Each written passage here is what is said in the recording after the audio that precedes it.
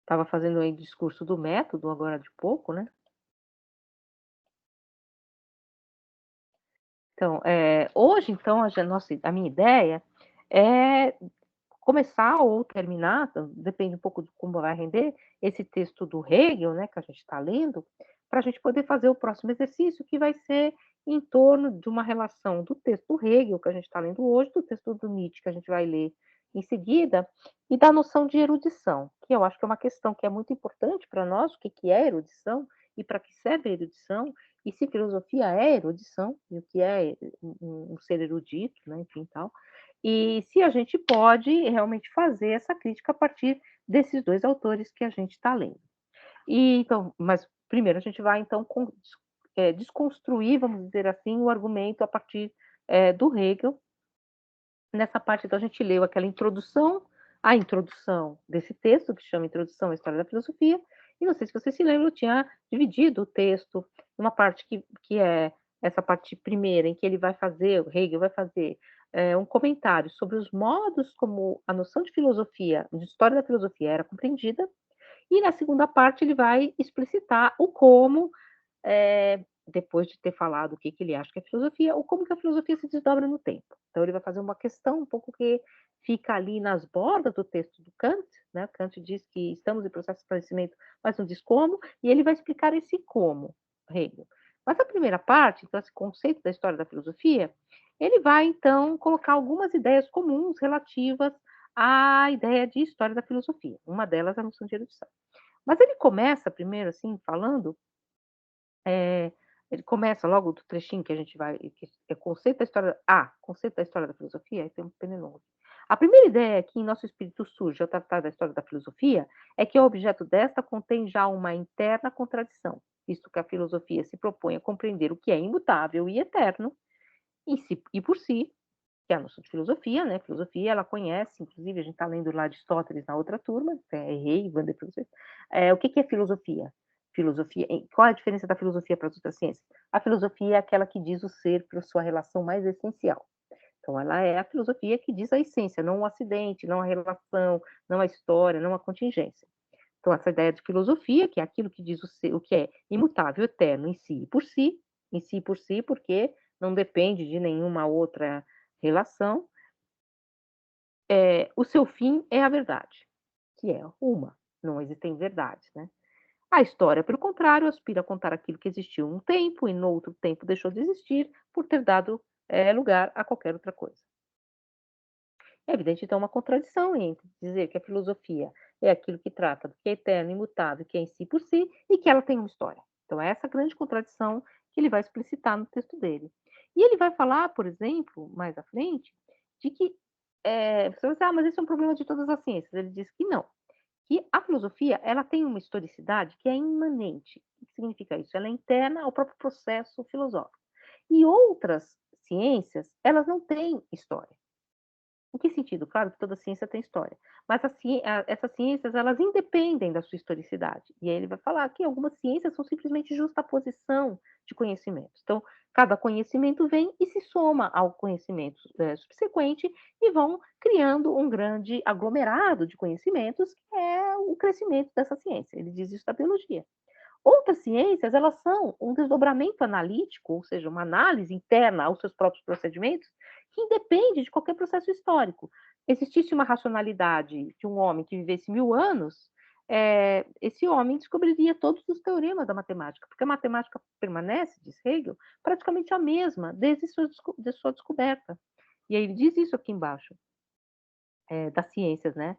Quanto ao confronto entre história da história da religião, ele, né, a história da religião teria o mesmo problema que a história da filosofia, porque se a religião é uma e seu dogma é o verdadeiro, como é que ela tem história? Como é que eu vou contar a história? E quando eu conto a história da religião, muitas vezes, quando vocês estão trabalhar com pessoas religiosas, você diz que a Bíblia tem uma história, e você conta a história da Bíblia, por exemplo, você diz que os textos que estão lá nos evangelhos são pelo menos 200 anos posteriores à própria existência de Cristo, as pessoas ficam: "Pô, mas o que que é isso? Você está dizendo então que eles não foram escritos, tal".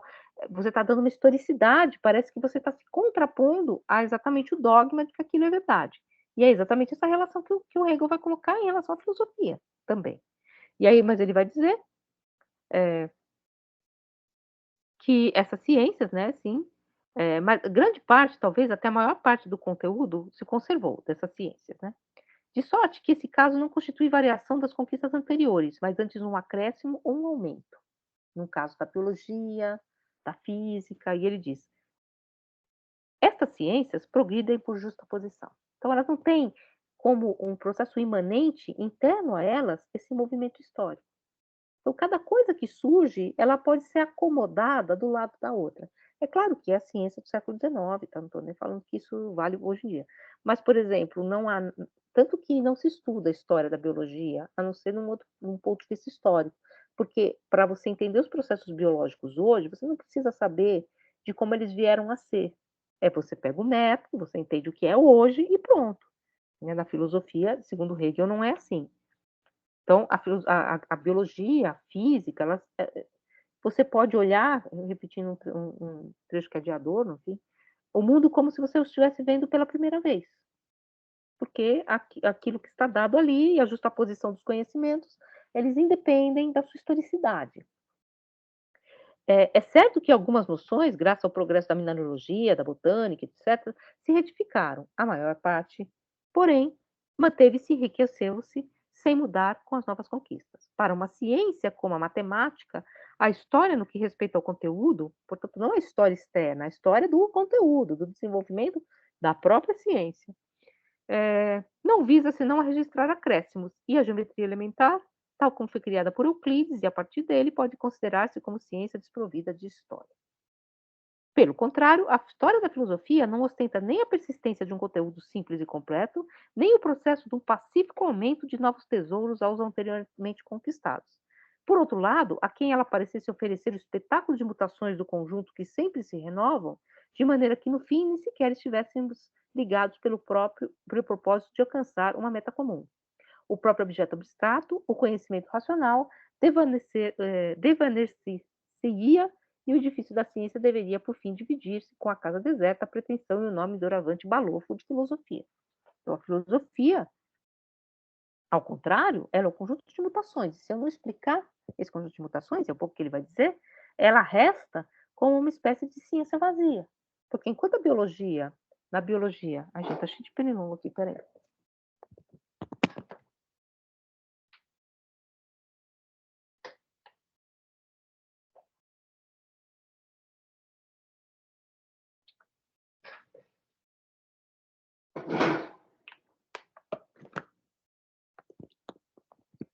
Nossa, dengue total, peraí. Desculpa aí, hein, gente, mas não ia dar. Estou devorando aqui o negócio. Ai, tá louco. Credo. Aqui também, ó, já morderam, já tiraram um pedaço do cotovelo. Nossa, tá cheio de pernilongo aqui. É muito mato aqui na Asa Norte, né? Acho que agora nem eu vou ficar perto de mim. Bom, então, nesse sentido, a filosofia, se a filosofia for pensada como biologia, ela é um campo de mortos. É um pouco isso está no Kant também, na Crítica da Razão Pura, né, que eu falei para vocês. Ele diz, todas as ciências, elas progridem. A filosofia parece que não. Um diz uma coisa, outro diz outra, outro diz outra, outra diz outra ainda, e como se fosse uma batalha no qual ninguém ganha campo, ninguém anexa um território novo. A metáfora da batalha é kantiana. Os prussianos gostam de imagens de batalha. Mas, assim, por exemplo, na biologia, você vai alcançando campos, né? Então, você vai aqui, por exemplo, já sei como funciona a dengue, já sei como funciona tal vírus, e você vai encampando partes. Na filosofia, parece que não. Por quê? Hegel vai dizer, porque, na verdade, para essas outras ciências, a história é transcendente, ela é externa. Para a filosofia, a história é imanente, ela é interna ao próprio conteúdo. O conteúdo histórico da filosofia é a própria filosofia, não da matemática, não da biologia, é um pouco essa questão que ele vai colocar. Então, ele vai falar quais as ideias comuns da história da filosofia. Essas ideias comuns são as ideias que a gente traz mesmo, né, da ideia de filosofia. A primeira é que é a galeria das grandes opiniões, dos grandes sistemas. Então, você junta todos os sistemas, todos os grandes pensadores. Vocês devem ter feito algum curso assim, não estou fazendo crítica, mas porque é comum, né? Em que você pega lá, sei lá, 20 slides, põe um monte de cabeça, assim, esse aqui Platão, Mundo das Formas, esse aqui é Aristóteles, sei lá o quê. E aí essa grande galeria de opiniões, cada um tem uma opinião, e mais, essas opiniões, elas se reuniriam, segundo a chancela filosofia, por fora, pelos seus conteúdos. É aquilo que fala de Deus, da alma, do cosmos, tal, tudo isso é filosofia. Daí, então, no pacote você põe filosofia, né? Então, à primeira vista, então, a história compreende na sua tarefa a narração de conhecimentos acidentais dos tempos e dos povos, contingentes tanto no que se refere ao desenrolar dos mesmos no tempo, como também ao seu conteúdo, né? Ela diz respeito à contingência do conteúdo. Mas as ideias contingentes não são mais do que opiniões filosóficas e denominam precisamente opiniões filosóficas as que dizem respeito aos objetos próprios da filosofia, quer dizer, Deus, a natureza, o espírito. E esse complexo de opiniões formaria um grande quebra-cabeça, né, de ideias que a gente diria que são ideias filosóficas. O que são ideias filosóficas? São todas aquelas ideias que mais ou menos dizem respeito, bem preciso, né, a questões como Deus, metafísicas, aquelas coisas que a gente não sabe. Até hoje a gente fala, o que é filosofia? Ah, aqueles papo abstrato e tal, né? E essa reunião, esses exemplos de opiniões, seria uma reunião externa, né? Você cria um link externo. Mas ele vai dizer que essa história de uma grande galeria de opiniões, uma história assim redigida, que não passasse de pura enumeração de opiniões, não constitui senão um objeto de inútil curiosidade. Então, você fica sabendo que Aristóteles pensou a lógica, que Tomás de Aquino criou um universo no qual Deus desce em cadeia, né, tal. Cada um contou sua história fantástica, né? Era uma pura numeração de opiniões e não constitui senão um objeto de inútil curiosidade ou, quando muito, de investigação erudita, uma vez que a erudição consiste em saber quantidades de coisas inúteis, desprovidas de interesse intrínseco, a não ser o interesse de serem conhecidas. Essa história da filosofia é a história de uma erudição externa. Eu sei essas coisas apenas porque elas são dados interessantes, curiosos. Se a história da filosofia, ele continua, mas não fosse do que uma galeria de opiniões sobre Deus e sobre a essência das coisas naturais e espirituais, teríamos de declarar uma ciência supérflua e fastidiosa. Ela é inútil. Por maior que fosse a utilidade derivada do exercício do pensamento e da erudição. Que coisa pode haver de mais inútil do que aplicar-se a conhecer uma sequência de opiniões já gastas? Que coisa mais indiferente? Todas as histórias da filosofia que expõem e tratam as ideias da filosofia como se fossem opiniões, deixam imediatamente transparecer a sua aridez e incapacidade de suscitar o interesse. Então, a palavra opinião em grego é doxa. Doxa, doxografia, coleção de opiniões sobre alguma coisa, é o contrário de episteme em grego. Episteme é ciência. Não se faz episteme com doxa, não se faz episteme com opinião, com aquilo que é e pode não ser. E, portanto, ele vai dizer que não se faz ciência objetiva da verdade, como que é a filosofia. Ele diz, a filosofia é a ciência objetiva da verdade, que está numa definição. É a ciência da sua necessidade, é conhecer por conceito, não é opinar nem deduzir uma opinião da outra. O que é filosofia? Filosofia não é falar sobre Deus, sobre os cosmos, tal, que seria uma reunião externa. É sim pensar por conceito. Pensar por conceito é filosofia, portanto, eu estou dando uma definição interna, imanente àquilo que é filosofia. E não existem opiniões nesse sentido. E aí ele vai dizer, ora, o oposto da opinião é precisamente a verdade, e diante da verdade empalidece a opinião. Ele vai dizer claramente, não existem opiniões filosóficas. Em que sentido? Se há filosofia e se esse sistema filosófico constitui uma espécie de construção em torno da verdade, e se isso se põe como ciência para a consciência naquele momento, episteme, não é opinião. Não é opinião subjetiva mais ainda. Não é uma subjetividade que se expressa. Inclusive, ele faz várias críticas a essa subjetividade exacerbada do século XIX, em que parece muito mais importante que a verdade tenha sido produzida por mim do que ela seja verdade. Ele diz isso, né? Que foi você ou que foi outro que pensou, o que interessa? Interessa se é uma verdade, se é verdade. E aí ele fala, dessa maneira, o subjetivo torna-se a medida de valor. Isto é, uma opinião individual como cada qual é capaz de formar. Tal convicção individual não é, portanto, mais do que opinião, a qual assim se converte na mais alta finalidade para os homens. Os homens querem ter opiniões e querem ver as suas opiniões brilharem. É aquilo que a gente chama hoje em dia de lacrar, né? As pessoas não querem exatamente entender aquilo que está sendo discutido, elas não querem pensar por conceitos, elas querem simplesmente mostrar que elas têm uma opinião subjetiva. Isso não é filosofia. E aí vai dizer aqui embaixo, existe, porém, diferença entre a convicção baseada em estados subjetivos, que é opinativo, que é misturado com afetos, isto é, sentimentos, aspirações, intuições, afetos, etc., e a convicção que brota do pensamento, do conceito, e da compreensão do conceito e da natureza do objeto. No primeiro caso, a convicção não passa de mera opinião. No segundo caso, é filosofia. Então, a filosofia não é opinião sobre a verdade, nem sobre Deus, não é um conjunto de opiniões. Portanto, qualquer tipo de história da filosofia que seja uma reunião de grandes pensadores em torno de alguns temas que a gente diz filosóficos, diz Hegel, essa coleção, essa noção de história da filosofia é inútil. E ele vai dizer mais. Essa noção de história da filosofia, ela é, que é o segundo tópico que eu coloquei lá para vocês, é vaidade, porque ela é erudição, ela é vã, ela é vazia, ela é uma ciência balofa.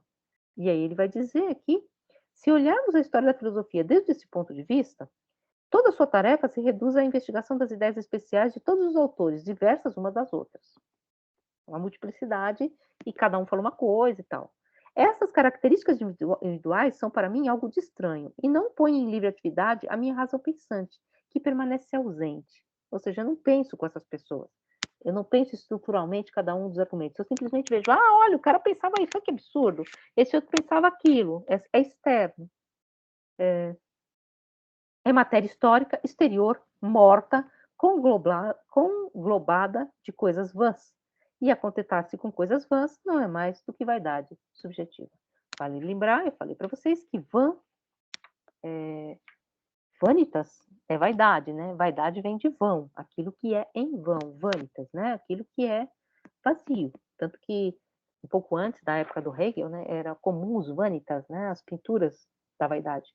E elas representavam coisas que passam, flores, frutas apodrecendo, caveira, né, a nossa vida também é vã, e muitas vezes bolhas de sabão flutuando, né, a bolha de sabão como essa ideia da vanitude, daquilo que passa, né. Então ele diz que esse tipo de história da filosofia é vaidade, é erudição, vazia. E aí ele continua a prova da vaidade desse conhecimento, agora ele vai mostrar o que é essa vaidade, que não é só que é vaidade, porque não é uma questão moral. Você pode ter um filósofo super vaidoso, teve vários também. Mas ele pode ser um grande filósofo, não é uma questão moral. Por que não pode ser vaidade?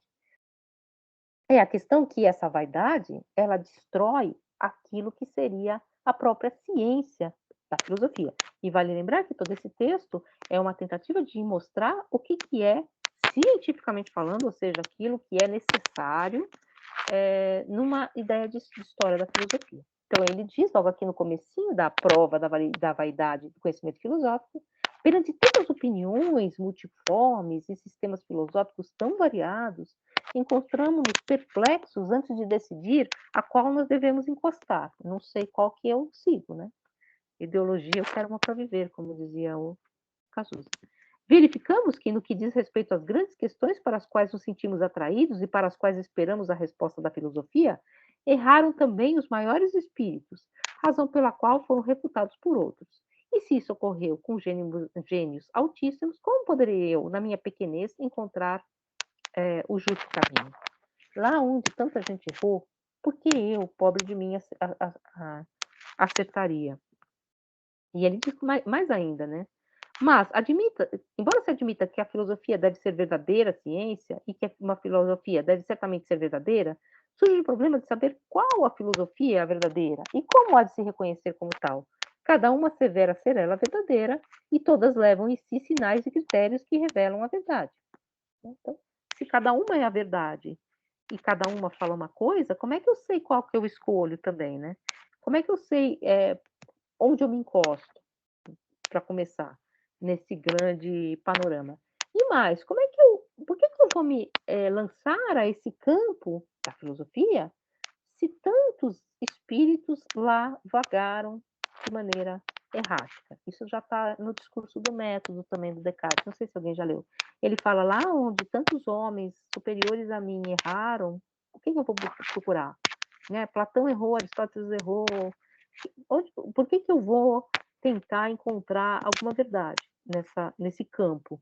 E aí ele diz desse campo, né, dessa ideia de pensamento multiforme e antagônico, que seria a história da filosofia. Então tem vários pensamentos, cada um pensa uma coisa, eles são antagônicos, eles se destroem. O que resta para mim, para o leitor de filosofia, é um campo de mortos. Não é filosofia. É apenas uma história contingente, como de uma grande batalha, que não teve vencedor. E na qual eu também não vou me engajar, porque o que ganharei eu? Lá onde ninguém nunca conseguiu nada, né? Aquilo que é aquela frase famosa que eu sempre cito, né? Que estava nos muros lá na década de 70, né? Jesus morreu, Marx morreu, e eu também não estou muito bem. Lá onde todos esses grandes homens, Jesus, grande, Marx, sei lá, todo mundo errou, por que eu vou me engajar? Né? É uma frase status quo, né? Eu vou me manter aqui na boa, de boa, é isso aí, não tem muito para onde sair, né? E aí ele vai dizer exatamente isso. Isso é uma ideia conservadora, no sentido um pouco como no Sartre, né? O Sartre era leitor do Hegel, do seu modo, né? É apaziguadora, né? Porque eu vejo todos aqueles grandes homens tentando desvendar o mundo, criando soluções, trazendo verdades, trazendo problemas. Só que como todos erraram, eu me sinto diante deles numa certa superioridade à histórica, que depois o Nietzsche vai comentar, e só fico vendo a batalha. Ah, tá, deixa aí, não sei, né? Enfim, quem ganhou, quem perdeu, ninguém ganhou, ninguém perdeu, né? Então, ele vai dizer isso, né? A história da filosofia, no seu conjunto, nesse sentido, outra coisa não seria senão um campo de batalha coberto somente dos ossos dos mortos. Um reino não só de indivíduos mortos, fisicamente finados, mas também de sistemas refutados e, por conseguinte, espiritualmente finados, cada um dos quais matou e sepultou o precedente. Em vez de segue-me, seria o caso de dizer segue-te a ti próprio, ou seja, apega-te à tua própria convicção, aferra-te à tua própria opinião. Para que adotar outra? Faz o que você quiser, vai aí, porque é um campo de mortos. É um campo de pessoas mortas, óbvio, é a história, mas também de sistemas mortos, que se refutaram. E vocês vão ver que essa concepção de história da filosofia, ela aparece, a gente vai ver lá no final do curso, na contemporaneidade. Há vários autores, há várias pessoas hoje em dia, inclusive filósofos, que acham que a história da filosofia é um grande entulho, que ela não serve para nada. Do ponto de vista filosófico, ela é simplesmente uma coleção de erros, de questões erráticas. E a gente precisa reelaborar todas as perguntas e todas as questões, se quiser que a filosofia continue sendo algum tipo de questão para o mundo contemporâneo, para servir a vida, como diz o Círculo de Viena. Mas aqui, o que Hegel está dizendo, assim, nesse sentido, se você pensar a história da filosofia desse modo, aí ele concorda também. É erudição. Se eu ficasse aqui, olha, então hoje a gente vai estudar Aristóteles. Aristóteles disse isso, isso, isso. Por quê? Porque disse, acabou. Aí está o outro autor disse isso, isso, isso. Ah, ele refutou Aristóteles. Ah, então tá, um refutou o outro e eu não preciso realmente estudar esses autores, a não ser como um dado de erudição vazia. Não é mais filosofia, é história, no máximo. E aí ele vai dizer essa diversidade das filosofias que é o outro problema. Então, mas eu tenho diversos sistemas. Se todos eles são verdadeiros, como diz o próprio Goldschmidt, embora não seja um hegeliano, mas ele cita o Hegel, no certo sentido, todos os sistemas podem ser ucronicamente, ou seja, ao mesmo tempo, no mesmo tempo, verdadeiros, como é que eu sei que verdade é essa? Né? Como é que essa verdade é uma se ela é vária? Se ela é exposta de vários modos? E aí ele diz... Não há contestação relativa ao fato da diversidade das filosofias, mas a verdade é una e o instinto da razão mantém invencível esse sentimento e essa fé. Se assim é, só uma filosofia pode ser verdadeira. Mas uma vez que na realidade as filosofias são diversas, daí se deduz que o restante são errôneas. Isso sucede, porém, que cada uma, por seu turno, assevera sustentar a prova de ser ela a verdadeira. E fica essa grande briga, vamos dizer assim, filosófica, que nunca vai para lugar nenhum, diferente da biologia, diferente da matemática, que cada nova concepção, cada nova descoberta se acrescenta às demais. Mas ele vai dizer assim: não é exatamente isso. Se nos dermos ao trabalho de examinar mais atentamente as reflexões expostas, podemos opor-lhes que, por mais diversas que sejam as filosofias, uma coisa tem sempre de comum: o serem filosofias. Por conseguinte, quem tiver estudado e compreendido uma filosofia, contanto que seja filosofia, por isso mesmo compreendeu a filosofia. A filosofia não é uma resposta, ela é uma forma, antes de tudo. Isso também tem a ver com o que a gente aprendeu um pouco com a ideia de estrutura, né? Eu posso, a pergunta pode não ser aquela que eu quero fazer, mas se eu entendi o sistema de pensamento, de argumentação, ou seja, pensar por conceito que está dado nesse sistema filosófico, eu entendi toda a filosofia. Então, a filosofia, ela é una em cada uma das suas partes, mas ele vai depois explicar isso também.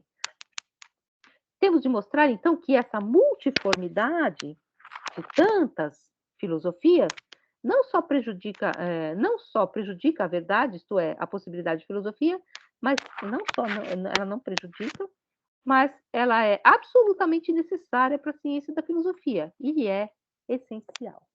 Ele vai mostrar não é só que ela não é o fim da filosofia, ela é a própria filosofia, esse movimento da filosofia em relação à sua própria história. Então, não é uma história externa, na qual eu coloco, portanto, todos os filósofos encadeados como um grande quebra-cabeça. Ah, está faltando aqui, é Cícero que vem aqui. Aqui é Luciano. Aqui é Tomás de Aquino. Olha, estou fazendo o mapa mundi dos filósofos. É um pouco como se pensa hoje também, quando fala assim, mas tem que pôr um filósofo de não sei aonde, de não sei aonde. Sim, tem que pôr, mas tem que pôr porque é filosofia. Então, dentro de um encadeamento de debate. Não só como um representante externo, né? Assim, nessa cidade de um representante, né? Cada um traz a sua representação diplomática, né? Não é exatamente essa questão que é a filosofia. A filosofia, ela é um movimento interno desse conteúdo, desse pensar por conceito, que vai se desdobrando de uma filosofia a outra. Ele vai dizer isso aqui. Os fatos constitutivos dessa história da filosofia, não são aventuras, ou seja, não é um devaneio, não é contingente, não é individual, não é aventuresco. Até porque, se vocês pegarem vidas de filósofos, geralmente elas não são aventurescas, né? Elas são bastante chatas, né?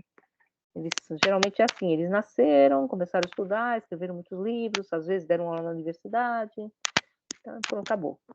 Às vezes casam, às vezes nem isso, acabou. Os fatos constitutivos dessa história não são aventuras. Do mesmo modo que a história do mundo não é uma história romanesca, né? Não é um grande romance. Não é uma coleção de fatos contingentes de viagens de cavaleiros errantes que se batem ao acaso e gastam as energias sem deixar rastro de sua atividade. Nem a história da filosofia foi escogitada arbitrariamente por indivíduos singulares de maneira diferente uma das outras, mas há um nexo essencial no movimento do espírito pensante onde domina a razão. Cada uma das filosofias é um nexo essencial desse desdobramento do espírito racional.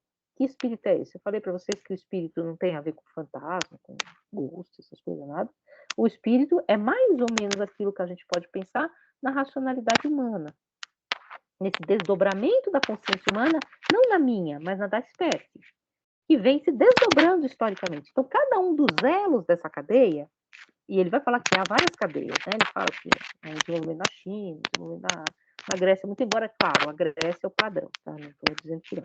Mas esse desenvolvimento em que um elo da cadeia está ligado ao outro, ele é necessário para o desenvolvimento. E ele diz isso na Fenomenologia do Espírito, que é o livro mais importante de Hegel. Ele diz que os degraus que aparecem para nós como já cimentados, e aquilo que os antigos pensavam que aparece para nós como brincadeira de criança, é parte constitutiva da figura da consciência que nós temos agora. E ele fala essa palavra, figura da consciência, porque a consciência, ela tem uma Bildung. Eu falei para vocês dessa palavra, né? Eu acho que eu falei no vídeo. Bildung, eu falei a aula passada também, vem de Bild é imagem, figura.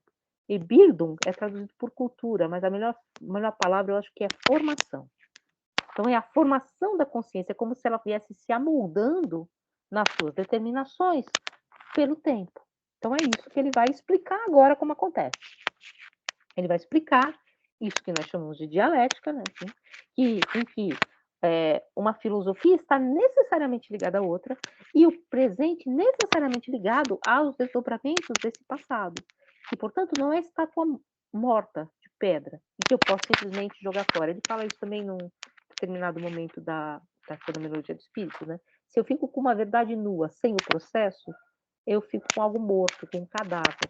Porque a verdade, ela é o vir a ser desse processo. Portanto, ela está implicada nesse movimento histórico dessas filosofias.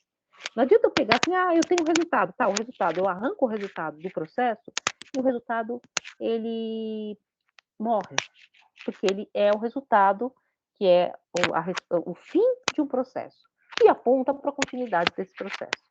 E ele vai dizer isso aqui, então, esclarecimentos relativos à definição da história da filosofia. Então, agora aqui ele vai fechar.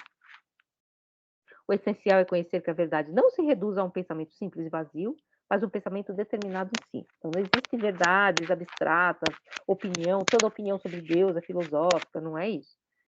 Para obtermos este conhecimento, devemos valer-nos de alguns conceitos abstratos, que, como tais, são totalmente genéricos e áridos, e são as duas determinações do desenvolvimento e do concreto.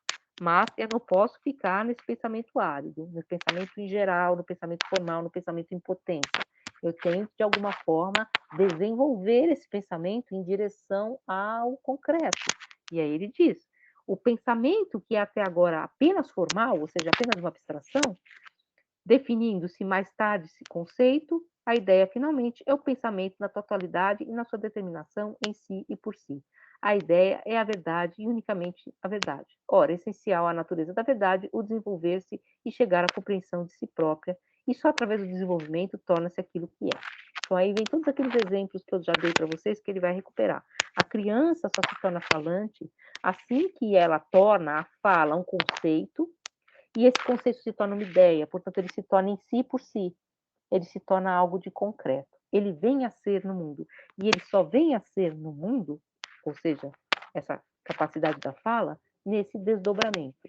Uma pessoa que não tivesse feito esse movimento teria a capacidade da fala em abstrato, em geral, mas não em atualidade, não concreto.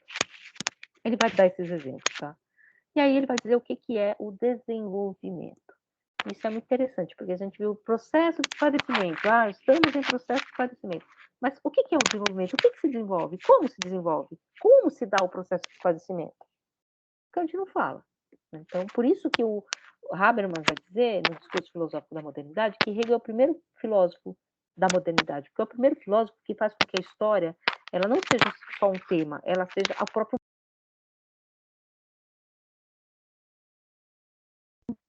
próprio motor dessa constituição filosófica. E aí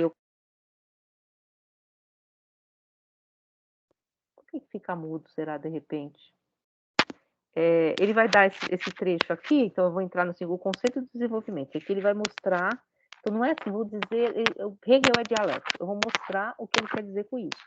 E aí está aqui, vai dizer assim: para compreender o que significa o desenvolvimento, devem distinguir-se, por assim dizer, dois estados diversos. O primeiro é o que é conhecido como disposição, capacidade, o ser em si, como eu chamo, a potência, a dinâmica, né? O ser em si, aquilo que é árido e abstrato. Né? Perdi. O segundo é o ser por si, a atualidade, o actus, a energia. Se, por exemplo, dissermos o homem é por natureza racional, queremos significar que ele tem razão em potência, em germe. Nesse sentido, o homem tem razão, intelecto, fantasia, querer desde o instante do nascimento, até mesmo no útero materno. Mas enquanto a criança só tem a potência ou a possibilidade real da razão, é como se não tivesse razão. A razão não existe ainda nela, porque ela nada pode fazer de racional e carece de consciência racional. Só no ato em que o homem devém para si aquilo que é em si, ou seja, que o homem entende-se como ser racional, ele devém aquilo que ele é em si. Então ele põe para fora aquilo que ele é em si, e ele devém isso que ele é em si, Isto é, a razão por si é que o homem tem atualidade naquele determinado aspecto e é racional, quer dizer, chega efetivamente à razão por si. Ele é em si, ele põe isso para fora, e aí ele vai se tornar em si e para si. Ele vai se tornar não só em si, aquilo que ele tem nele, mas também algo de atualizado, concreto.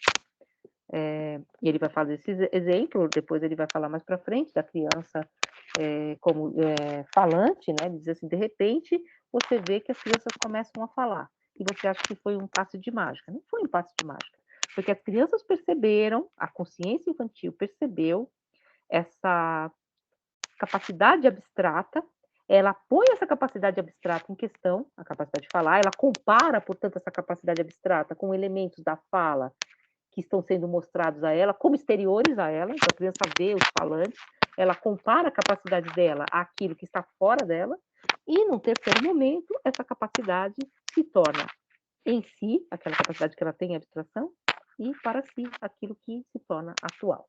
Então, é esse movimento que é o desenvolvimento do conceito. E aí ele vai para um conceito filosófico, que é o conceito de liberdade. Todo homem, isso claro, hegelianamente falando, tem como designação ser livre. Né? Uma teoria clássica, claro que hoje em dia a gente pode criticar, mas enfim, o homem é livre porque ele é diferente dos animais que têm uma determinação instintiva. O homem tem uma determinação para a liberdade. E para a fala, e para a racionalidade, que são potências do homem, mas não dos animais. Fala aí, assim. Oi, professora. Eu fiquei em dúvida, na verdade, porque você disse que dava para dividir esse texto dele em 2 partes, certo? Sim. E aí eu fiquei confusa se você já entrou na segunda, e eu queria que você relembrasse, qual seria essa segunda parte. Então, esse texto tem duas partes mesmo. A segunda parte do texto a gente não vai ler. Ele tem duas partes, assim, eu dividi em duas partes. A primeira parte é essa que ele faz os conceitos da filosofia: a doxografia, erudição, vaidade. E ele fecha. Dessa primeira parte, que ele vai passar em revista essas formas de se entender a filosofia, né? Ele passa em revista e ele chega ao que ele entende por filosofia. Filosofia é pensar por conceito, e agora ele vai ter que explicar o que é pensar por conceito e por que o pensar com conceito é necessariamente histórico. E, portanto, não há uma contradição em se pensar filosofia e história. Então, isso é o que ele pôs na primeira parte. Ele faz as definições de história da filosofia. A gente está entrando agora nessa segunda parte, que inclusive segunda parte no próprio texto aqui, que é exatamente, ele vai esclarecer o como isso se dá. Aí ele vai falar do conceito, do desenvolvimento e da ideia, como o conceito vem desenvolver-se e tornar-se ideia. Como aquilo que está em abstrato determina-se como atual. É um pouco esse movimento que a gente está vendo agora. Esse movimento é um movimento que depois a gente vai chamar de movimento dialético. Você pega algo que está aqui e se confronta com algo que está fora e se torna um terceiro, que é ao mesmo tempo esses outros dois. Ele vai dizer isso de uma forma bem clara, quando ele vai falar o conceito do concreto, ele vai dizer que temos um e um outro, e ambos são um, que é terceiro, enquanto o uno no outro, junto de si mesmo, e não fora de si mesmo. Então, é essa a ideia, né? Você tem um, que é o homem, que se transforma num outro, que é o homem olhando a sua liberdade como uma alteridade, para se tornar um terceiro, que é o homem livre. Então, ele vai falar disso, ele fala, o exemplo é exatamente isso que ele vai dar agora. Então, a gente estaria no segundo movimento dessa parte do texto, tal como eu falei para vocês na aula passada. E aí ele diz, só assim se explica como, sendo todos os homens racionais, né, por natureza, e sendo a explicação formal dessa racionalidade serem livres, tá? Porque o que é racionalidade? É a livre disposição de calcular, né, equacionar por si mesmo as potências, as questões, né, não como um animal que não tem racionalidade, que age por instinto. Então, a liberdade ela é constitutiva daquilo que é o homem. Todos os homens serem livres, tivessem havido e haja ainda, em muitos povos, um regime de escravidão, e que os povos se tenham contentado com tal regime. A diferença entre os povos africanos e asiáticos, por um lado, e os gregos e romanos e modernos, por outro, reside precisamente no fato de que estes os modernos, os gregos e os romanos, são livres e o são por si. Ao passo que aqueles o são sem saberem que são, isto é, sem existirem como livres. Então, quer dizer, eles são homens livres. Mas o que é, claro, aí podemos criticar, tal, porque ele chega a falar da filosofia chinesa, mas ele diz que em um determinado momento ela estacou. Então, o conceito ficou paralisado. Mas o conceito da filosofia, ou seja, o movimento da filosofia, faz com que esses homens, todos eles livres, ponham para fora a capacidade de liberdade que é abstrata no homem e a efetivem como algo no mundo, como sociedades realmente livres. A gente viu isso um pouco no Kant também, né? Embora ele não fale disso, ele fala aquilo que a racionalidade sabe em abstrato, ela só torna concreto depois de duras penas, né? Então, nesse sentido, ela efetiva assim que ela desdobra a palavra que está aqui traduzida é extrinsicar-se, é pôr para fora, no tempo. Você só se extrinsica é horrível, né? Põe-se como um outro no tempo, né? Porque você vai ter que fazer esse processo. E aí ele vai dizer, a planta, por exemplo, esse exemplo é muito aristotélico, porque aqui ele está falando de autoipotência, como em Aristóteles. A planta, por exemplo, não se perde numa transformação indefinida. Do seu germe, em que todavia não se distingue nada, sai uma multiplicidade que, no entanto, já lá estava inteiramente contida, se não de modo desenvolvido, pelo menos implícito e idealmente. Então, quem já plantou alguma coisa, eu tenho aqui várias plantinhas de cagaita que eu fiz aqui no fundo, né? Aí você planta uma semente, dessa semente sai um talinho, desse talinho sai uma folhinha, essa folhinha cai e vem uma outra folhinha completamente diferente, você fala, não parece a mesma coisa, parece uma outra planta, e você vai e olha a árvore, se você comparar essa plantinha com a árvore, é outra coisa ainda. Mas tudo isso, de algum modo, está determinado em abstrato na semente. Porque de uma semente de cagaita não sai uma mangueira, porque a mangueira não está lá em potência, percebe? Na semente está em potência as determinações do que vai ser a árvore, do que vai ser o ato. E aí ele continua. É claro que esse aqui é um exemplo botânico que parece um pouco naturalizante e a história não é natureza. Mas ele usa várias vezes esses exemplos, né, que é a ideia de que as determinações estão contidas ali, né? A negação é determinada, você não nega qualquer coisa, você nega algo, e esse algo já está lá, nesse sentido. Porque ele vai dizer que a semente se nega como semente para ser planta, mas essa planta que é negada na semente, né, para que ela venha a ser planta, já estava lá de algum modo. Então, essa negação é determinada por alguns elementos que estão na planta. E aí ele diz, o princípio dessa projeção na existência é que o germe não pode ser portado ser em si, só em si, mas tem um impulso para desenvolver-se, que é a mesma coisa que o Kant diz. A racionalidade deixada livre, ela não suporta conter-se em si, ela vai desenvolver-se. A liberdade faz com que a racionalidade se lance no mundo. O espírito, ele vai falar mais aqui embaixo. Tudo que existiu no mundo existiu para que o espírito viesse a tornar-se em si para si, viesse a desenvolver. E aí ele continua aqui. O princípio dessa projeção na existência é que o germe não pode suportar o ser em si, só em si, mas tem um impulso para se desenvolver e põe-se como escopo cujo fruto é a mais elevada perfeição e o fim pré-determinado, ou seja, a produção do germe e o retorno ao estado primitivo, a semente. O germe, que quer apenas produzir-se a si mesmo, extrinsicar-se, pôr-se para fora, extrinsicar o que contém, para depois voltar a si mesmo e recolher-se de novo na unidade de onde saiu. Então, esse tornar-se o que se é, num certo sentido. E ele vai dizer isso, é claro, ele está falando da planta, ele está falando da criança, ele está falando do homem, mas ele vai falar do Geist, ou seja, da racionalidade humana, que é isso que é a filosofia. A filosofia é a Bildung da consciência humana, como se você falasse da Bildung, da formação de uma criança, como a criança se desenvolve. A filosofia é esse desenvolvimento da humanidade, e aí ele fala isso aqui embaixo. Por conseguinte, o desenvolvimento do espírito, que é Geist, né, consiste em que o seu extrinsicar-se, ou seja, o pôr para fora suas determinações, e o seu cindir-se, porque ele se separa de si mesmo, né? O homem torna a liberdade estranha para que ele a conquiste em um terceiro movimento. Este vir a si próprio pode ser considerado como o seu fim mais elevado e absoluto. Só isso ele quer e nada mais. Tudo que desde a eternidade aconteceu no céu e na terra, a vida de Deus enquanto se opera no tempo, diz apenas a que o espírito se conheça a si próprio, se faça a si mesmo objeto, se ponha como objeto de si mesmo, se encontre, devenha por si mesmo, se recolhe em si próprio, desdobrou-se, alienou-se no sentido de extrinsicou-se, né? Tornou-se alheio a si mesmo, mas somente para poder encontrar e para poder voltar a si próprio. Isso, portanto, é o movimento do Geist, da filosofia.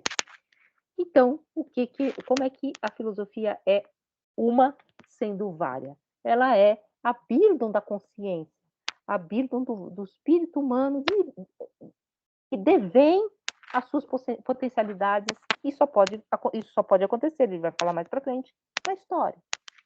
Não tem como acontecer fora de algo que é processual. Parênteses, só que parece tudo muito abstrato, mas se vocês pensarem em questões políticas, né, ele vai ter toda uma teoria política em torno disso. Quando você nega um determinado regime, um determinado estado de coisas, esse negar desse determinado estado de coisas não faz com que esse determinado estado de coisas desapareça. Isso que você nega vai reaparecer no próximo ponto. Então não adianta negar. Por exemplo, não adianta fazer como fizeram aqui no Brasil, tacar o fogo. O Raul Seixas, ele vai falar, ai meu Deus, Raul Seixas tá na minha cabeça. Ai, como é que é o nome do cara? O Rui Barbosa. Raul Seixas e Rui Barbosa foi punk, hein? O Rui Barbosa tacou fogo, quem mandou queimar toda a documentação sobre a escravidão para apagar, e para muitas outras coisas também, para não ter muita indenização, mas para apagar a mácula da escravidão no Brasil. Apagou? Não, não apaga. Por quê? Porque aquilo que é negado num determinado momento reaparece, porque está lá. A negação é determinada. Você negou aquilo e aquilo foi carregado por um outro momento de desenvolvimento. É isso que ele está dizendo. Está dizendo para o bem do Geist, mas também vale para todos esses processos, que é a questão da dialética, você não positiva. Né? Então, cortou, agora não quero mais saber disso, não existe mais. Então, eu faço uma outra coisa. Essa outra coisa que você acha que você está fazendo devém daquela que ficou lá. Percebe por que a história da filosofia para o Hegel ela é fundamental? Porque fazer de conta que eu joguei. Então, eu joguei toda a história da filosofia fora, porque aquela história da filosofia que eu joguei fora era tudo mentira, era tudo sonho, história carotinha. Agora eu vou fazer uma outra história da filosofia. Você acha que você está fazendo isso? Porque várias premissas implícitas do que você negou estão sendo carregadas para um outro lugar. E elas vão estourar lá na frente, se vocês quiserem pensar desse modo. Elas não foram resolvidas, elas não foram tornadas outras por dentro, né? Por suas próprias, pelo seu próprio extrinsicar-se, pelas suas próprias determinações, se vocês quiserem falar. E aí ele vai falar do conceito de concreto. O que é isso que vem a ser concreto?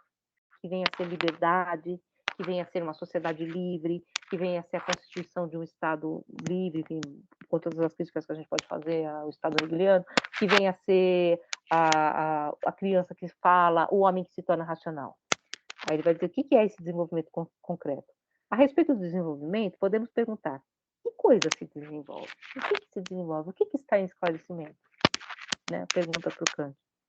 Que coisa é o conteúdo do absoluto? Que coisa é essa que vem a ser e que é aquilo que está lá no espírito que precisa se desdobrar, até em última instância? Eu não vi o que vocês estão perguntando aqui. Bem que está um perigo mesmo. O desenvolvimento apresenta-se como a atividade formal sem conteúdo. Essa atividade dialética, e aí ele vai explicar como que se dá essa atividade. Porquanto o ser em si e o ser por si são momentos dessa atividade. Ele acabou de explicar o que é, e aí ele vai dizer aqui, se eu colocasse isso aqui na prova, não só o ato é concreto, mas também o em si, o sujeito da atividade. Aquilo que começa, e finalmente o produto é tão concreto como a atividade, aquilo que começa. O curso do desenvolvimento forma também o conteúdo, a própria ideia, que precisamente consiste em que temos um uno e um outro, e ambos são uno, que é terceiro, estando uno no outro, junto de si mesmo e não fora de si mesmo. Ele explicou já o que é isso, né? Nos exemplos que ele deu, né? A criança, ela é um ser falante, ela é um, e ela é um outro, porque ela é um ser que está falando, que já estava contido no um, e é um terceiro que carrega em si e para si essas determinações do uno. É preconceito geral que a ciência filosófica só tenha de se ocupar de abstrações, de generalidades, poucas, enquanto a representação na autoconsciência empírica, o sentimento da nossa personalidade, o sentimento da vida, são concretos em si. São concretos em si e determinada riqueza em si. Na realidade, a filosofia está na região do pensamento e por isso tem de se ocupar de generalidades, de coisas abstratas, de coisas gerais, obviamente. Só que o conteúdo não é abstrato, ele vem a ser, ele devém concreto. E aí ele vai dizer que o filosofar tem como tarefa o demonstrar contra o intelecto, contra a inteligência do momento, que a verdade, a ideia, não consiste em generalidades balofas. Então, a filosofia, ela faz com que aquilo que em nós são determinações abstratas do pensamento se tornem concretas. Generalidade, deixe de ser generalidades balofas, mas sim o universal, que é em si mesmo o particular, o determinado. Pega o exemplo da liberdade de novo. A liberdade é uma abstração do pensamento, é uma generalidade, é um universal abstrato. A liberdade, o ser livre, todo ser é livre. Como é que esse ser se torna livre em si e por si, e efetivamente livre? Por um processo que é a bírdum da consciência, que é a filosofia. Se a verdade é abstrata, não é verdadeira. A sã razão humana somente visa ao concreto. Ela visa a praxis desse conceito. Claro que não aqui tão forte, mas se unirmos o conceito do concreto com o desenvolvimento, obtemos o movimento do concreto. Com efeito, em si, é já concreto em si mesmo e nos pomos apenas o que já existiu. Junta-se somente a forma nova, de sorte que aparece como distinto que o primeiro estava incluído no uno original. Então, essa determinação, se vocês se lembrarem, é exatamente da questão da planta. A planta é aquilo que já está na semente, só que não está, né? Se não vier a ser. Se eu não plantar a sementinha de cagaita, e não ficar regando, ela não vai desenvolver-se. Então, ela tem essa vírgula, né? Que é, na verdade, o exemplo é ruim porque o exemplo é botânico, né? Mas ele vai falar depois da criança, mais para frente.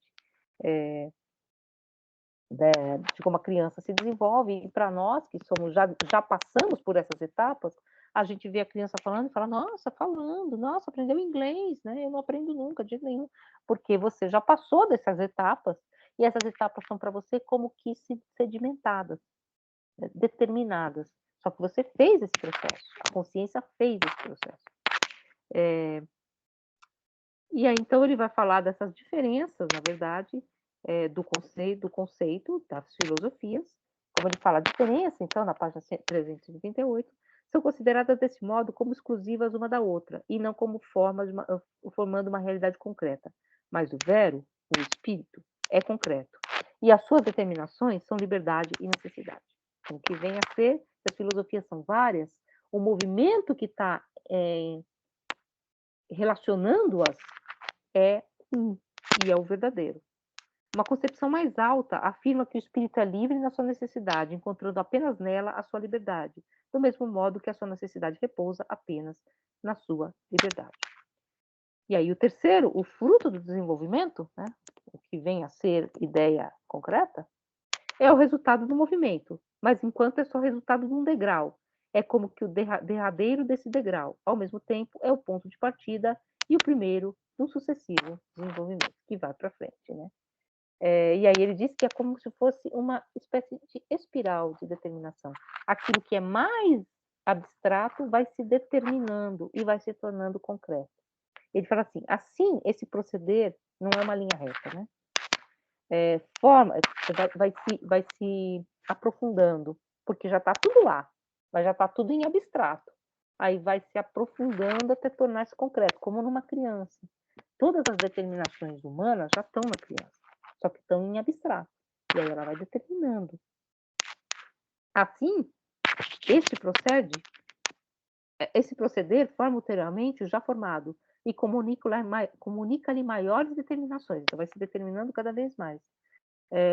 Torna-se mais determinado, mais formado e mais profundo. Esse movimento é, como concreto, uma série de desenvolvimentos. Então, em vários lugares do mundo estão acontecendo essas espirais de desenvolvimento, que se não deve representar a maneira de uma linha reta, dirigida para um infinito abstrato, mas a maneira de um círculo que volta sobre si mesmo e cuja periferia é uma grande quantidade de círculos, em que há ao mesmo tempo uma grande série de desenvolvimentos que giram sobre si mesmo. Então, essas determinações que vão se aprofundando e tornando-se, portanto, como determinações reais. E aí ele vai falar, então, a filosofia, o que ela é? Pensar por conceito. Ela não é uma coleção de doxas, porque não existem doxas. Ela é, sim, uma coleção de processos, de degraus de formação da consciência humana. E aí ele vai dizer a filosofia como apreensão do desenvolvimento do concreto. A filosofia é a história da Bildung, da consciência, para as determinações contemporâneas. Ele diz isso, não existe uma ciência, não diz aqui, mas ele diz em outro lugar, na fenomenologia, não existe uma ciência que está lá no horizonte e a consciência vai correndo atrás dela, como se a ciência fosse uma coisa estranha à consciência. Ou, por exemplo, se você pegar os exemplos que a gente falou assim, existe lá a noção de fala que está fora da criança e a criança vai correndo atrás. Não, essa determinação ela é intrínseca à própria consciência. Então, o que a consciência faz é pôr-se diante daquilo que é o próprio desenvolvimento dela. Portanto, ciência é algo que está em relação ao desenvolvimento da consciência. É um desdobramento da consciência. O que é ciência para mim hoje é o desdobramento da consciência humana hoje, que se põe como ciência. Então, a ciência ela é interna ao próprio desdobramento, desvelamento, se vocês quiserem, desenvolvimento da consciência. E não algo que está fixo, né? Então, a ciência é aquilo e a gente vai correndo atrás e ela está dada. Ela não está dada, ela é a cada momento. É por isso que o que era ciência para os gregos, embora esteja implicado no que é ciência para nós, não seja a mesma coisa. Não tem as mesmas determinações. E aí ele diz, assim a ideia como concreta em si mesma e desenvolvendo-se é um sistema orgânico, né? Uma totalidade que compreende em si multidão de graus e de momentos. A filosofia, por si, é o conhecimento desse desenvolvimento, e como pensamento, é ela própria esse desenvolvimento pensante. Quanto mais esse desenvolvimento progrediu, tanto mais perfeita é a filosofia. E aí, com efeito, andar fora de si das ideias filosóficas no seu desenvolvimento não é uma mudança, nem outro devir, mas é antes um entrar em si, um aprofundar-se a si próprio. Desse modo, o progredir torna-se mais determinado em si a ideia que anteriormente era genérica e indeterminada. Então, a filosofia, na verdade, é uma espécie de voltar-se a si mesmo. Essas são as proposições abstratas acerca da natureza da ideia e do seu desenvolvimento. Assim se formou a filosofia, constituindo-se em si mesma, e uma ideia no todo e em todos os seus membros, como no indivíduo vivo, numa vida, um pulso que bate por todos os membros. Por todas as partes da filosofia, vibra essa mesma constituição, esse mesmo movimento, essa mesma determinação das suas partes. Então, é assim que ele explica, nessa parte, o desenvolvimento da história da filosofia como constitutivo da própria filosofia. Porque o que é filosofia? Filosofia é a história da filosofia. Por quê? Porque é a Bíblia da consciência vindo a ser o que ela é hoje, o que ela é agora e o que ela será. Inclusive, na fenomenologia do espírito, ele diz que você só vê essa Bíblia da consciência, na fenomenologia, olhando esse processo de fora. Porque quando você está imerso nesse processo, quando a racionalidade está imersa no seu processo de esclarecimento ou de desenvolvimento, ela não percebe essas determinações. Então, essa história da consciência tornando-se si mesma, que é a fenomenologia do espírito, é uma espécie de romance da consciência, que é narrado em terceira pessoa, vocês podem pensar. Tem um narrador externo que está vendo os processos de fora, porque a consciência imersa no seu tempo, ela só vê as suas próprias determinações. Ela tem uma opacidade temporal. E aí agora eu vou pegar o exemplo da criança, ele vai falar. Outra coisa não sucede na criança, cujas capacidades físicas, e especialmente as atividades psíquicas, aparecem uma depois das outras, simples e ingenuamente, De sorte que os progenitores, que pela primeira vez fazem disso a experiência, veem diante de si como um milagre e perguntam-se de onde provém tudo o que, já existente por si no interior, começa então a manifestar-se. A plena sequência desses fenômenos tem sua forma de sucessão no tempo. Então, as potencialidades elas são colocadas para fora numa progressão temporal. Né? Então, a filosofia também. Observo apenas ainda que, como resultado de quanto dissemos, ser o estudo da história da filosofia o estudo da própria filosofia, o que, aliás, não poderia deixar de ser, porque é a Bíblia da própria consciência. E demonstrar-vos esta ideia, explicar à luz dela as manifestações históricas, eis a tarefa de quem ensina história da filosofia, a razão por que me disponho a dar lições sobre este assunto. Então, o que ele ensina? Ele ensina um conjunto de opiniões vãs e eruditas? Não. Ele ensina a Bildung, a formação da própria consciência humana. Isso é história da filosofia, e filosofia é isso, ou seja, a filosofia é explicar a determinação temporal dessa atividade do desenvolvimento, como ela se dá para nós, aqui e agora, como ela se dá para nós no seu tempo histórico. E ele continua aí com os exemplos do desenvolvimento das várias filosofias no tempo. Então, ele vai voltar essa questão para falar do que as filosofias, tal como as crianças, elas têm que extrinsicar processualmente as suas determinações de modo temporal. E aí ele diz isso. Mas uma forma de exterioridade é o tempo. O que é exterior? A interioridade da consciência é o tempo. Onde que ela vai processar essa exterioridade? Na história. Forma esta que terá mais amplo exame na filosofia da natureza e na do espírito finito. O extrinsicar-se, portanto, o pôr-se para fora, se dá no tempo. Essa existência, e com ela o ser no tempo, é um momento não somente da consciência particular, da minha, da do Hegel, da do Kant, que como tal é essencialmente finita, mas também do desenvolvimento da ideia filosófica no elemento do pensamento. De fato, a ideia pensada no seu repouso é sem tempo. Pensá-la no repouso é o mesmo que fixá-la na forma da imediatez. Isso equivale à sua mesma intuição interna. Então, a ideia ela pode ser imediata e ela é em si parada, mas ela se desenvolveu a partir dessa relação com o tempo.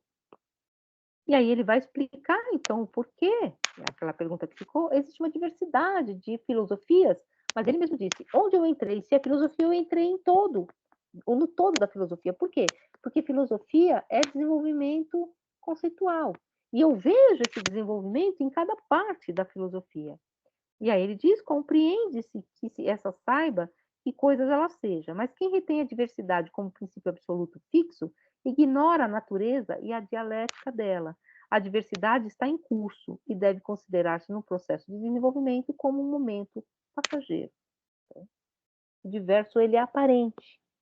A ideia concreta da filosofia é a atividade do desenvolvimento, a qual revela as diferenças e em si contém, e essas diferenças são pensamentos, porque aqui tratamos do desenvolvimento do pensamento. Então, essas são as questões que ele põe, e no finalzinho do texto, ele vai falar de uma questão que eu acho bem importante. Ele fala várias vezes o exemplo da criança. Ele vai dizer, por exemplo, a criança é igualmente a mais abstrata, a mais pobre em pensamento. Enquanto pertence à natureza, o homem é abstrato. Mas a respeito do pensamento, é mais concreto do que a criança. Então, ao contrário do que a gente imagina, que a criança é concreta, tal. Ele diz, não, a criança, deste ponto de vista, as determinações para ela são todas abertas. E aí ela vai determinando, ela vai fechando essas questões. Tá? Então ele faz essa comparação e aí ele vai falar, inclusive, da história da filosofia. O porquê, então, para nós, muitas vezes, a filosofia de Platão, a filosofia de Aristóteles, elas parecem que não dão conta daquelas questões que estão postas para nós. Ele diz, por exemplo, que não as questões de Platão elas não são éticas, ele fala. Por quê? Não são da nossa ética. Porque isso ainda não estava determinado para ele. Não é que ele está errado, é que não está determinado. Ele diz assim em Platão, não recebem soluções filosóficas as questões relativas à natureza da liberdade, a origem do mal e do pecado, a providência, etc. Por quê? Porque essas determinações não estavam postas para eles, como se fosse, como vai dizer o Nietzsche, uma espécie de infância da humanidade, né. E uma coisa que eu acho que é muito importante que ele marca aqui, no certo sentido, essa questão de dizer que a filosofia é a sua história, não significa que ela é um conjunto de soluções também. Ela é uma pílula, um desenvolvimento. E ela deve ser conhecida enquanto esse movimento da consciência que vem a ser, para determinar seus próprios próximos passos. Mas isso não significa que eu possa, de algum modo, voltar a ser criança, né, aquilo que a gente fala, eu falei para vocês, né, as professoras de línguas às vezes falam assim: "Volta a ser criança, aprende como você aprendeu português", você não faz isso, porque aquilo que está determinado está fixo, você olha para trás e aquilo parece uma coisa infantil para você. E olha que eu sou uma pessoa bem infantil, eu não consigo aprender línguas, né, enfim. Mas assim, por quê? Porque essas determinações, elas vão se petrificando. E Hegel diz: "Não adianta você saltar para trás para tentar resolver problemas que estão postos hoje, determinados hoje, porque a filosofia ela é história, mas ela é sempre do seu tempo, ela é moderna, ela é modernidade, não é moderno, é ser do seu tempo. E ele fala isso aqui na página 351. Ele diz assim: o espírito possui desde há muito tempo uma vida mais substancial, um conceito mais profundo de si mesmo, e por isso o seu pensamento aspirava a missões mais altas do que as que podiam ser satisfeitas por aquelas filosofias do passado. Um tal renascer de sistemas deve ser considerado apenas um período transitório, durante o qual nos preparamos para conhecer quais as formas deles saídas e por eles condicionadas e fazemos a viagem através das fases necessárias para o desenvolvimento da cultura atual. Tais reestruturações e repetições, de princípio doravante estranhos ao espírito, são na história apenas transitórias. A gente volta para trás, mas isso não é um desenvolvimento da filosofia. E aí ele vai dizer isso aqui mais para frente, deixa eu achar aqui bem, ele vai dizer que não adianta voltar para Platão, pelo contrário, essa exortação à modéstia tem a mesma origem daqueles que fizeram fazer retroceder os homens civilizados da sociedade atual aos costumes e ideias dos selvagens da floresta da América Setentrional, ou da recomendação de adotar a religião de Melquisedeque, que Fichte defendeu ser a mais pura e a mais simples e por isso mesmo a única que deveríamos voltar. Sobre certos aspectos, semelhante regresso manifesta o desejo de um princípio, de um ponto de partida que se deve, porém, buscar no pensamento e na própria ideia, e não numa forma, por mais autorizada que seja.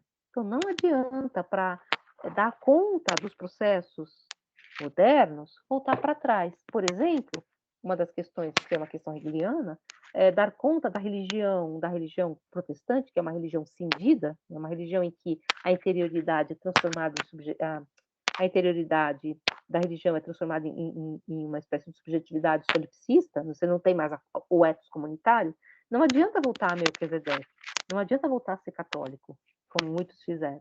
Não adianta, porque os protestantes é uma religião menos mágica. Não adianta querer voltar a ser mágico.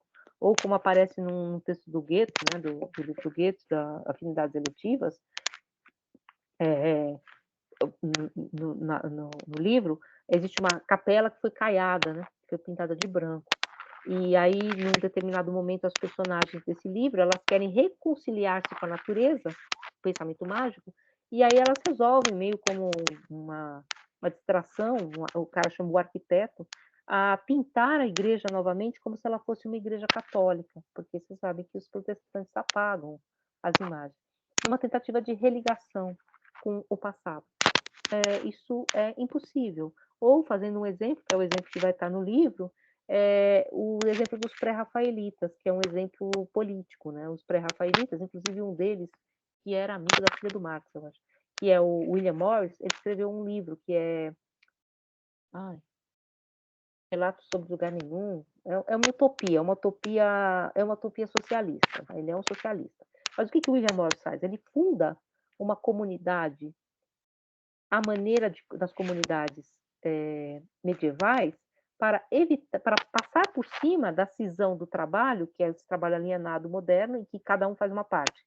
Então, eles voltam a produzir materiais, produzir obras, móveis, livros, tal como se fazia na Idade Média. Adianta? Não, porque você não rompeu com o sistema fazendo isso. Fala, Bruno. Bruno? Você levantou a mão. Cadê você? Não conseguiu falar? Baixou? Então, essas determinações, falando do ponto de vista político, essas determinações, você volta a conquistar uma relação ética completa com o trabalho, com um trabalho com um ético comunitário e subtrai, portanto, esses elementos do capital porque você volta a ser medieval? Não. Não, você simplesmente volta a ser medieval e os objetos que você produz vão ser comercializados pelo mesmo sistema capitalista que está dado e eles vão se tornar objetos de luxo. Pronto, você simplesmente entrou como mais uma vertente daquilo que está determinado. As suas tentativas de voltar para trás não dão certo. Apesar de ele ser, o William Morris, ele era um empresário, mas apesar de ser um empresário que tinha um pensamento, enfim, progressista, essa utopia dele é que não está aqui, está lá no quarto, senão eu mostrava para vocês. A gente estudou muito utopias, diga. Desculpa, é porque o microfone não estava funcionando, deu um erro aqui. Não, é muito interessante a sua aula, você não tem ideia. Tô aqui, tô viajando, parece que eu não tô nem no meu quarto. Aí tem. E o texto também, apesar das complexidades da filosofia, para gente que vem de outras áreas, é bem interessante, assim, você vai escalando e tal. Mas o que você tá falando do tempo, tem umas 3 aulas já, é umas coisas bem interessantes que eu vejo até, tipo, em psicanálise. Psicanálise tem isso de, tipo, a volta à infância, reconectar e tal. Mas essas coisas que você tá falando, achei interessante que você falou, assim, tipo, que as pessoas querem estar certas à luz de uma ideologia e lacrar. E esse negócio de voltar, eu já vi pessoas falando, assim, tipo, daquela perspectiva decolonial, assim, tipo, a gente tem que buscar o nosso lugar em África, a galera do movimento negro. E eu sou muito simpático ao movimento negro, sou negro e tal, mas eu acho isso uma loucura, assim, tão grande, um anacronismo, uma coisa que não tem como voltar. A gente é um Afro-Brasil, já está mesclado há muito tempo, falando em língua portuguesa, que é europeia e tal. E não sei, eu acho que acho que o passado às vezes é muito confortável também como forma de fantasia, assim.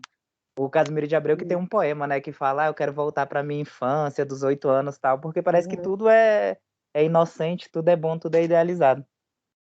Isso, infância perdida que os anos não trazem mais, vida, sonho. Exatamente. Comendo laranja, sei lá, debaixo dos laranjais. Mas, assim, só comentando o que o Bruno falou, assim, sem entrar na questão do movimento negro, pensando do que Hegel diria exatamente isso que você disse. Esse passado mítico, ele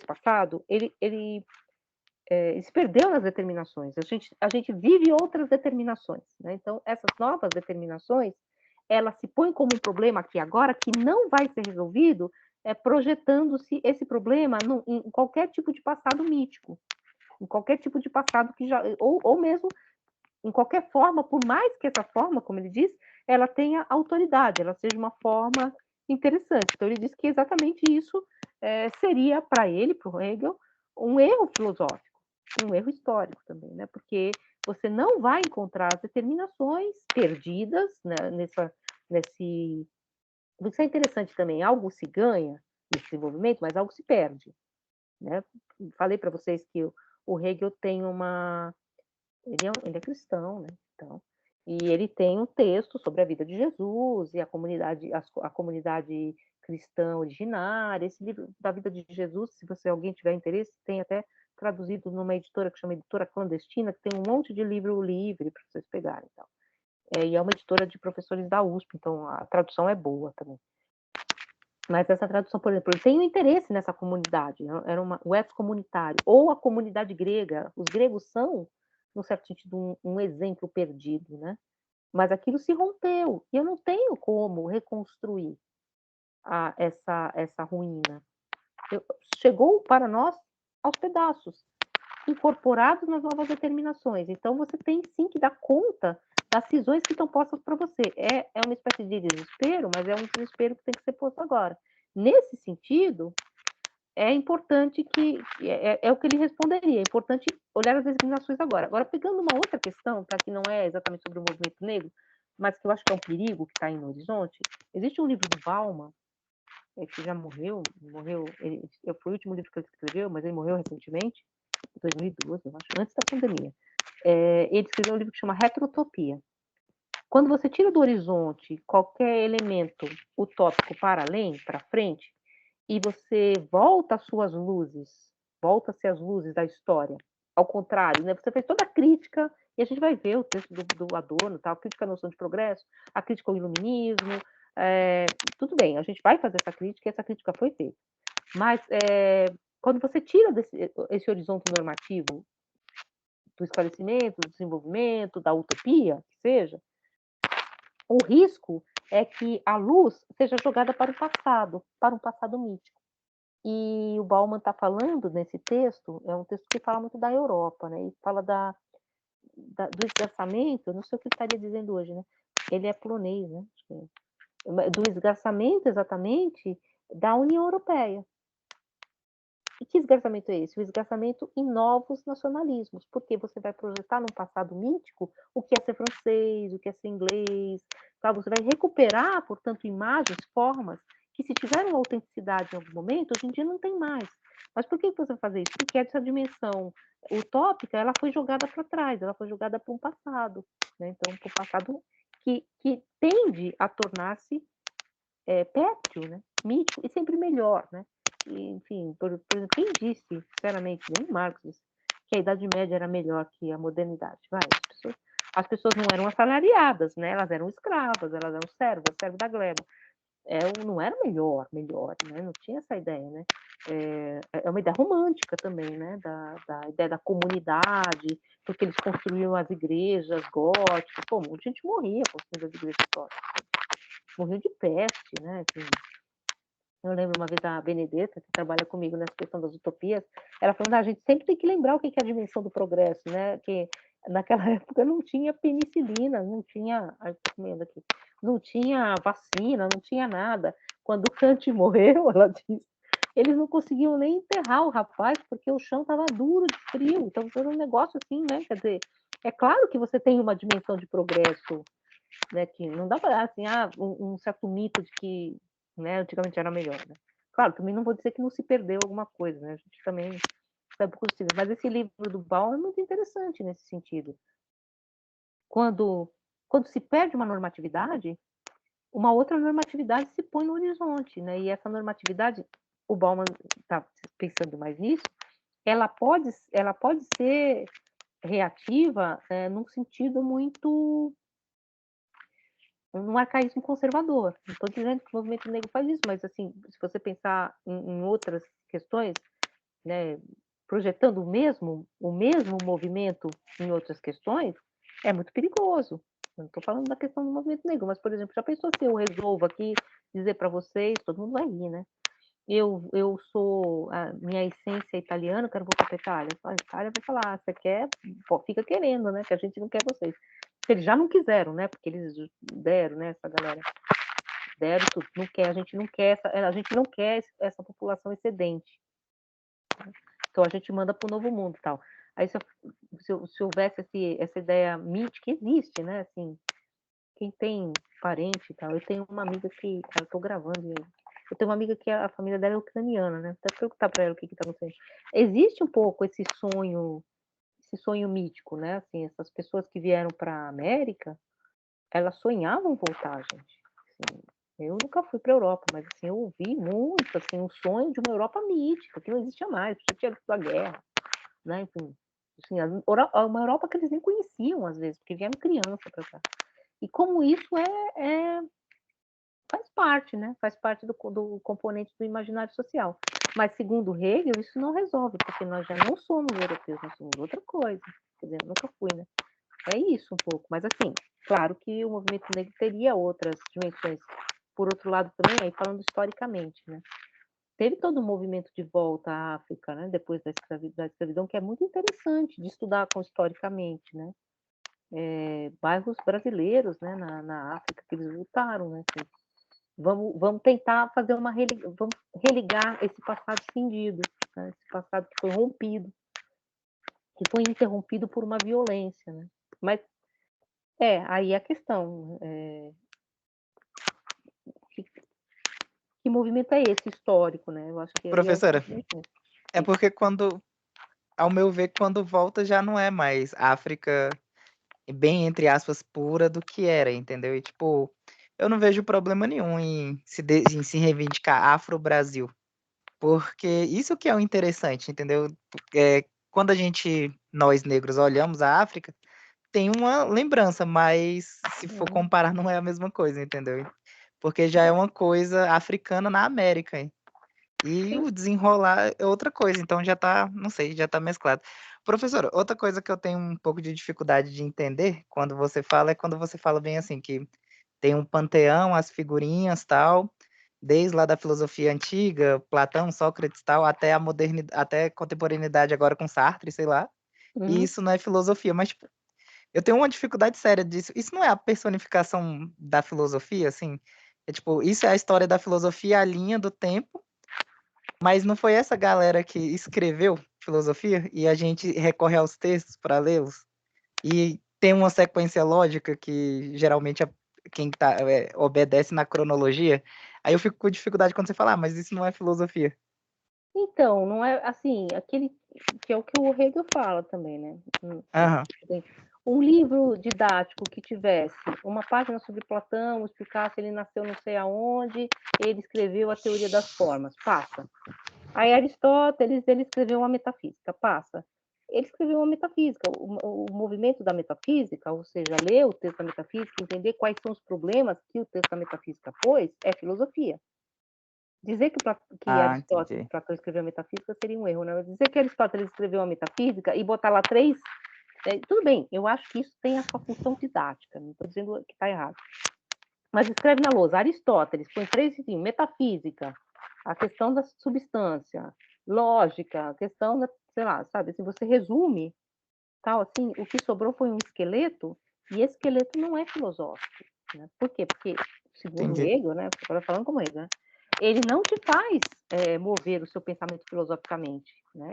É externo, né? E para que serve a história da filosofia desse tipo, o álbum de figurinha da filosofia, ou ter os pensadores? Vocês sabem que eu não tenho os pensadores completos, né? Eu tenho os pensadores tudo rasgados. Depois vocês vão ver o meu Nietzsche.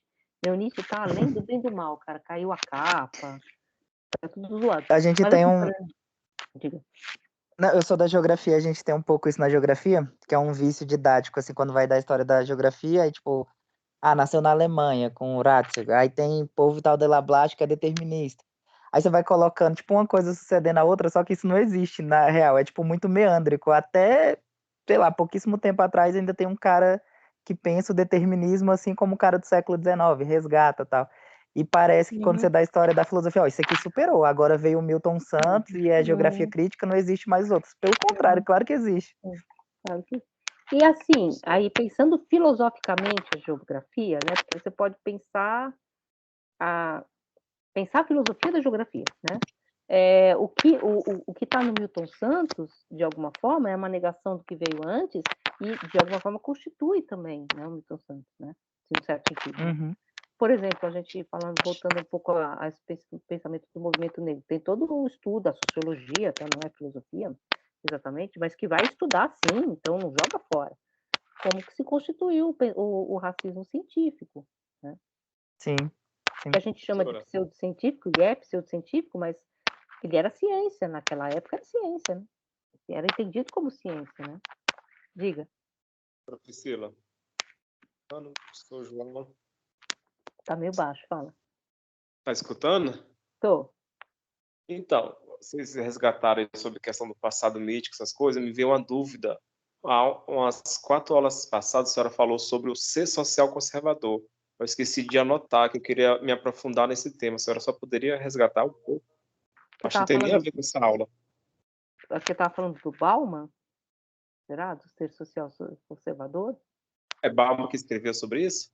Então, o Bauman escreveu esse livro que chama Retrotopia, né? Que ele fala muito dessa questão do do quando você perde esse horizonte de normatividade, que é esse movimento de esclarecimento e tal, e o anjo da história e tal, você pode projetar no passado essa imagem mítica que é uma das formas do conservadorismo, né?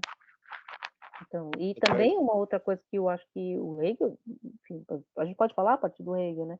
Essa coisa que é muito conservadora, no certo sentido, o Sartre fala disso, quando você entende que há um homem universal e que todas as obras, portanto, remetem a esse homem universal, e todas as obras, portanto, podem ser resumidas a um problema da moral do autor. Isso faz com que todas as obras, o pensamento humano até agora, tudo que se desenvolveu, seja devolvido para o livro. É só livro, é só um texto. Porque tudo sempre foi assim. Isso é um elemento conservador. Eu acho que o Hegel aponta também nessa noção de filosofia como erudição. Porque se Descartes errou, né?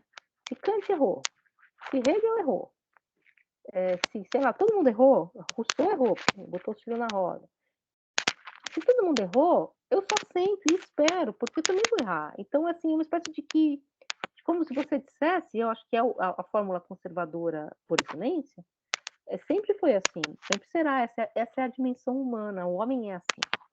Então, o homem sempre vai brigar, sempre é egoísta, sempre vai haver luta de classe, sempre vai haver guerra. Então, eu simplesmente relaciono a real política, né, a política real, a política do real, e pronto. É a crítica que o Habermas faz, por exemplo, a despedida. Isso vai fazer, a gente vai falar um pouquinho no final do curso, né? A gente vai fazer toda uma crítica a esse universo que a gente está montando aqui é o universo do iluminismo. Esse universo já foi criticado. Ele foi criticado pela filosofia decolonial, pelo feminismo, pelo pensamento negro, por todas essas dimensões que a gente está trazendo aqui. O pensamento iluminista é um pensamento que tem uma vertente europeia, tem uma versão europeia da história universal, e essa história não é universal, porque ela é uma história europeia. Onde que a gente entra nessa história? Nós brasileiros, né? A gente entra aqui quando ele fala da América Setentrional só, né? Que nem é a gente, é a América. Então, a gente é um rodapé da história da filosofia quando Montaigne fala dos canibais, assim, as outras dimensões do planeta. Então, isso foi feito, essa crítica ela é muito pertinente. Só que, ao mesmo tempo, uma crítica radical, ela joga o bebê com a água de banho, né? Um pouco assim, a do Adorno, e o Habermas vai reconstruir isso também. Agora, não sei também, a gente pode não concordar com ele. O Bauman fala isso o Bauman é um sociólogo, né? Ele fala isso de uma outra perspectiva. Ele escreve esse livro em 2019, não sei. Ele termina o livro de uma forma um pouco otimista, falando do Papa do Fim do Mundo, né? Que havia uma ideia de que quando viesse o Papa do Fim do Mundo, tudo bem, a gente é o fim do mundo para eles, né? Mas tudo bem. O Papa do Fim do Mundo poderia ter uma outra dimensão da Europa se repensar, né? Esse Papa do Fim do Mundo é o Papa Francisco, que vem do fim do mundo pensando que a Argentina é a Patagônia, né?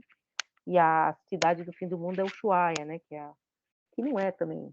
O mundo não tem fim, né? O buraco é sempre mais baixo. Mas, enfim, ele faz um pouco essa metáfora, né? Dessa tentativa de reconstituição, né? De reconfiguração desses elementos perdidos pela via da religião, pela via da política cosmopolita, né? Que é aquela política kantiana, né? Da política cosmopolita. Não é um Estado nacional brigando com outro Estado nacional, são os Estados compondo uma orquestração supranacional, que foi a ideia de União Europeia, né? Que tá aí recentemente saiu a Inglaterra, agora vocês estão vendo que está acontecendo aí também, que é um racha, né, também na própria... A gente percebe também que essa própria ideia de Europa, ela sempre foi muito problemática, né? E o Bauman está fazendo essa crítica lá da Europa, mas ela serve muito para nós, porque, por exemplo, ele aponta lá no começo essa guinada neoconservadora dos governos, que está aparecendo aí, está pipocando por todo mundo. Por quê? Ele tenta explicar um pouco para essa perda da normatividade, Aí você começa a reconstituir essas ideias de clã, de sangue, né, essas ideias de autenticidade, de onde eu vim, taranã, e você vai reconstruindo isso como um imaginário social, que não está certo nem errado, mas que pode levar à construção dessas novas estruturas nacionalistas que a gente achava, muitas coisas que a gente achava que já estavam muito superadas, né? A gente achava que ser brasileiro, ser argentino era só uma coisa para brincar na Copa do Mundo, né? Que no mais a gente, claro, país, independente dos países, mas você não tinha mais essas determinações, né? Assim, tensas, né? E a gente está vendo que isso reaparece, né? De tempo em tempo, né? Ele vai falar muito disso, falando da perspectiva da Europa. Esse livro que chama Retrotopia, eu acho que é para vocês. Porque a ideia da utopia, né, é aquilo que vai para frente. Retrotopia é um lugar que é para trás, né? É uma Pois é, brincadeira, ele inventa essa eu palavra, já tinha né? falado isso em outra aula, mas eu tipo, só notei a parte do ser social conservador. Aí eu fiquei É, muito com aquilo na cabeça. Aí hoje a senhora falou novamente, eu revi. que claro, assim, ó, vou colocar aqui o livro. É claro que existe um conservadorismo, entre aspas, também, de matriz kantiana, conservadorismo, assim, pensando num sentido filosófico, né? Que tem matriz kantiana, que tem matriz hegeliana, existem hegelianos mais conservadores, mas mesmo esse conservadorismo é diferente dessa regressão ao clã, sabe? Dessa coisa regressiva que é o que o Bauman está apontando, um conservadorismo de, de nacionalismos, como que eu vou explicar? Atávicos, né? Um atavismo, que é uma coisa muito perigosa, né? Você achar que existe algo que é atávico, que faz com que, sei lá, uma pessoa que, mesmo não tendo nascido numa determinada cultura, tem algum laço com essa cultura que é forte. E isso assim, guardadas essas proporções, é claro, existem várias formas também que são de resgate, né? Mas na Europa, pelo menos, vocês estão vendo que está rolando. Né? Fala, Matheus. Tem um jogo que fala sobre isso, que é o Pathologic, que é um jogo russo, e em russo é My Utopia, que é basicamente minha utopia, né? E ele basicamente lida com essa questão de, tipo, você no início do jogo, você é um médico russo da capital e você vai para o interior porque tá tendo uma praga no interior. E daí você tem essa disputa entre o médico e a sociedade tentar entender o que está acontecendo. É bem interessante. Bem interessante. Tipo, é um jogo meio cult, é difícil pra caramba, mas eu recomendo porque, tipo, não é o jogo comum de atirar e essas coisas. Legal, hein? Você sabe que nada a ver uma coisa com a outra, mas assim, aí eu também vou daqui a pouco desligar, porque daqui a pouco acaba aqui. Mas a gente fez vários exercícios, né, desse pessoal que estudava utopia, eu tinha um grupo que estudava utopia, de fazer jogos mesmo, né? E tinha uma aluna que fez um jogo sobre uma utopia feminista, e ela estudou vários jogos, né, jogos de tabuleiro, né, que, enfim, a gente não tem como fazer de outro jeito. Jogos que lidam com essas ideias, né, de um jogo francês que fala sobre o capital, que é bem legal, assim, também, explica um pouco o que é a relação que está explicitada no capital, enfim. E aí a gente trabalhou bastante com isso, que é uma coisa bem legal para trabalhar em sala de aula, ou também para a gente exercitar, né, essa imaginação, porque a utopia é uma imaginação política, né? Imaginação político-social. Ó, gente, vou parar de gravar porque já está avisando aqui.